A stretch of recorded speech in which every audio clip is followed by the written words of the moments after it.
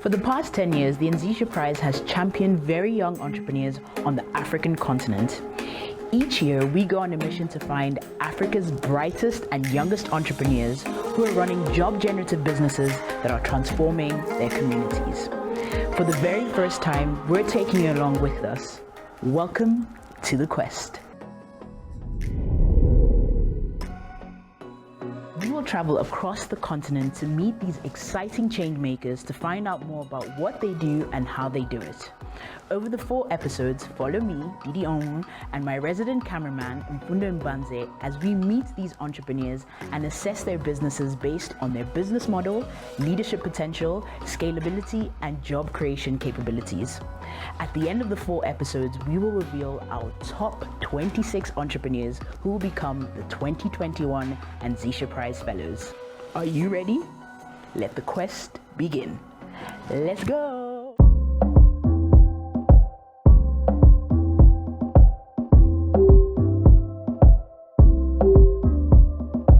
Welcome back to The Quest. Last week we were in the heart of West Africa, visiting Tuhib in Nigeria, Rebecca in Sierra Leone, and Sergio in Cameroon. We're closer to revealing our top 26 entrepreneurs. But before we do that, we're headed into Kenya, Uganda, and Madagascar to meet Landy Viola and Martin Ondiwa.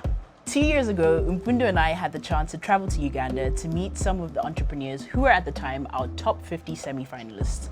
From the young people we interacted with to the bustling environment, entrepreneurship was alive and well in Uganda. Didi, of course, I remember the trip. The food was amazing. Mfundo and food. Why? Don't judge me, Didi. Let's forget about your belly and head into the pearl of Africa. According to the Global Entrepreneurship Monitor, Uganda is the most entrepreneurial country in the world. So let's see firsthand as we meet 21-year-old Viola, who started a hand for refugees to train refugees in agricultural skills. So what spurred on her agricultural activism? Let's find out.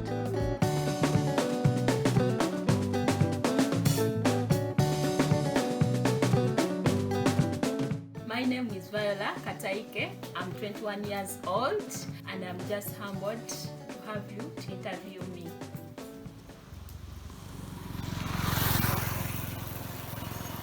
I'm the CEO, A Hand for Refugee Project. A Hand for Refugee Project is located in Changwari Refugee Camp. I came up with the Hand for Refugee to help out the refugees improve their socio-economic statuses through modern agriculture of passion fruit growing alongside other crops. Refugees are at a risk of dropping out of school, a risk of losing a lot of things compared to us who are nationals. When I went to the camp, I realized that most of the people here are doing agriculture, and most of the people doing agriculture are the youths. And my passion was about youth empowerment. My question in me was, what do I really need to do is to extend a hand. That's why I interacted with my co-founders and I told them at least we need to extend a hand. That's why you see A Hand for a Refugee. One of my co-founders is a refugee in the same camp. So we started a small growing of passion fruit with our skills, with the consultation of our mentors and the things I used to read on Google. My name is Safari Libya and I'm a refugee, Congolese refugee from Changwari Refugee Settlement, where I am now. I serve as a team lead on the ground work, and I'm like the firstborn of 7, and both my parents are available here. They are all refugees around here. They were so supportive of me and my team members. They were among the first people who pitched our idea, and they are so supportive. Even they went ahead and assisted us with land where we can start up something small for research and etc. like that. As a refugee, and this project is here to assist the refugees, so I'm so glad to be part of A Hand for Refugee. Our business is for profit.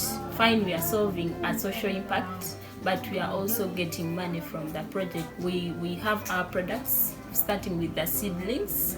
We sell our seedlings and we get money. When we get seedlings, we take them to the farm, we plant them. As we are training these farmers, they train on the farm. So they are growing our seedlings on the farm, and after they mature, we sell them off. The challenges we face, we as a team, first of all, like to the team members who are still in school, we always face that competition between academics and the business. But I'm sure very soon that will be a done deal to be solved, because very soon some of us will be graduating and we shall be fully engaged in the business. The major threats that worries me most of the time are the limited finances, and secondly, maybe the competition from our competitors, who at times put a high discount which cannot be certain to us. But at least that one we have tried to work it out by investing in quality produce, so that at least farmers buy quality instead of quantity at a low discount. Our output last year was also late because it was just a research project, but around August we pitched somewhere our idea, and I thank God we got a fund from Resolution, that is 2,500 USD, and it has helped us to run the business for this year ever since Jan up to now. We have a vision that drives us, and we are looking at extending our services even to different refugee camps, not only refugee camps but even to other Ugandans, because agriculture is the economic activity here.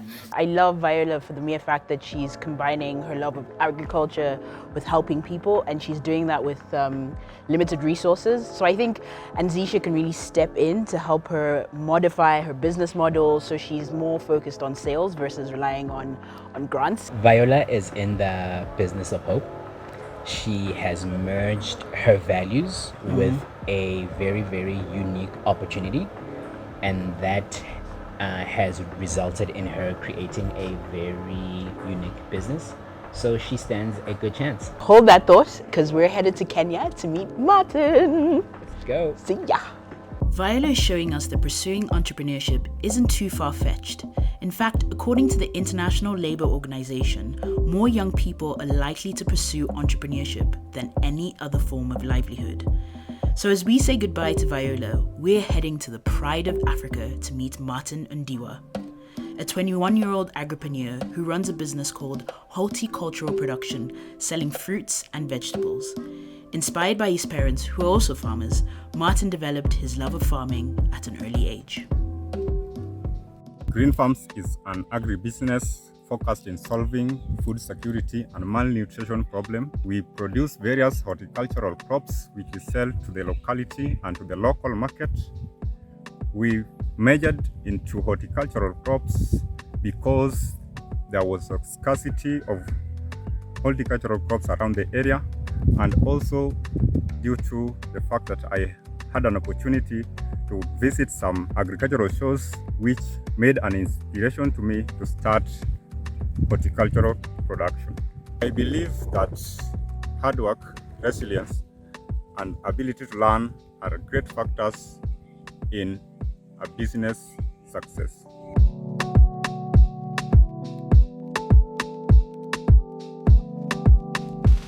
We have just seen Martin Ndiwa. I like the fact that his entrepreneurial journey was heavily influenced by his mom and dad. He definitely followed in their footsteps. No, I agree. I love that fact about Martin. I think his business is a great example of what it means for young entrepreneurs to start a business that is specific to their context. And I'm really excited to see where he goes. And of course, we already know for Mfundo, it's a yes. Relax, relax, Diddy, relax. We still have to go to Madagascar. Here we go. Although we are currently in East Africa spotlighting some entrepreneurs, we had enough time to hop on over to Madagascar to get a taste of the 4th largest island in the world and see what entrepreneurship looks like there. We're meeting Landy whose passion for bioenergy led her to start her business, Madagascar Biogas Technology, that focuses on waste treatment and energy production from organic trash. An industry typically dominated by men, how is this young woman faring? My name is Landy, I'm 20 years old, and I found Madagascar Biogas Technology. Why I found Madagascar Biogas Technology, which is actually a waste-to-energy startup. Actually focused on minimizing the use of charcoal by using biogas and offering a lot of alternatives to avoid using all things that are harmful to the environment and promote clean cities in Madagascar. The research, actually that 90% of people in Madagascar use charcoals, and actually is one of the main reasons why we cut trees. But I don't blame people. They buy charcoal because they need it, not because they want it. So I want to be the change maker actually that can offer them an opportunity to use an alternative for that, so that we can save our country and yes, have a clean environment. What makes us different? I believe that it's mostly the fact that we use trash. For example, if you are at a restaurant, they produce like 30 tons of trashes every month. If they use gases, of course they can use gases and they get the gas they want, but the trash remains theirs. So and they still have to pay for the gas. If they use our product, our service, they just get rid of the trash at the same time, and they get the gas for free. Our mission is that specifically protect our forests, protect the environment, because climate change is not a joke. We are one beautiful country with a lot of endemic species, so it's worth working for it.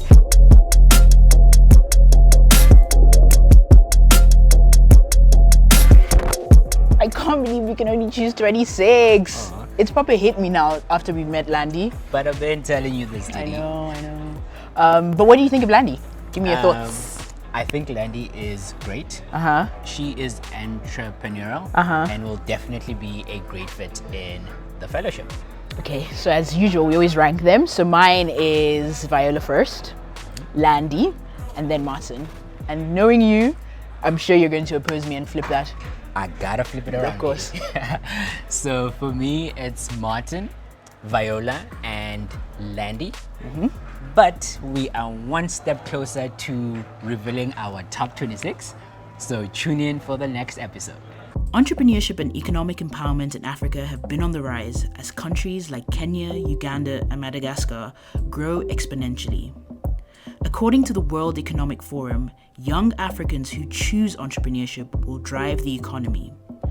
Martin, Landy, and Viola are showing us how their visions for the future will have a lasting impact on the communities they serve. Can you believe we're nearly there? We're nearly there. Next week, we're revealing our top 26 entrepreneurs. So all I have to say is tune in, find out who will become part of the 2021 Anzisha Prize Fellowship Program. Yep, and for more exclusive behind-the-scenes footage, follow us on social media at Anzisha Prize using the hashtag #TheAnzishaQuest2021.